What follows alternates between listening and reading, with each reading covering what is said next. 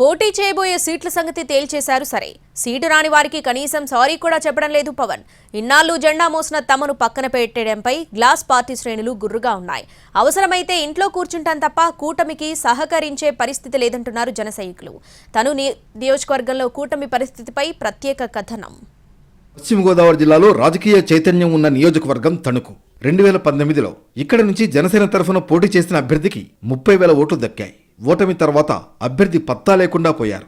అప్పటి నుంచి జనసేన కార్యకర్తలకు అండగా ఉంటూ వచ్చారు తణుకు జనసేన ఇన్ఛార్జ్ విడివాడ రామచంద్రరావు. విడివాడ చేస్తున్న కార్యక్రమాలను చూసిన పార్టీ అధినేత పవన్ కళ్యాణ్ వారాహి యాత్రలో ప్రశంసల జల్లు కురిపించారు. నడి రోడ్డుపై క్షమాపణ చెప్పి టికెట్ నీదేనంటూ భరోసా ఇచ్చారు. అయితే పొత్తులు కుదరడంతో సీటు కాస్త టీడీపీ ఖాతాలో చేరింది. దీంతో టీడీపీ అభ్యర్థి అరిమిలి రాధాకృష్ణ ప్రచార జోరు పెంచారు.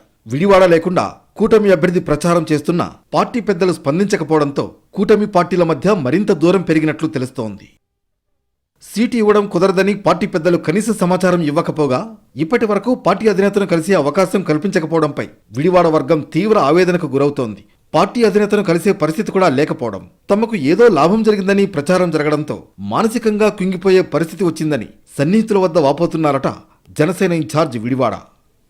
ఏళ్ల తరబడి పార్టీ జెండా మోసిన తణుకు ఇన్ఛార్జ్ విడివాడను హైకమాండ్ పట్టించుకోకపోవడంపై జన సైనికుల్లో ఆగ్రహావేశాలు వ్యక్తమవుతున్నాయి. ఉంటే పోటీలో ఉంటాం, లేదంటే ఇంట్లో కూర్చుంటాం తప్ప పక్క పార్టీతో కలిసి పనిచేసేది లేదంటున్నారు.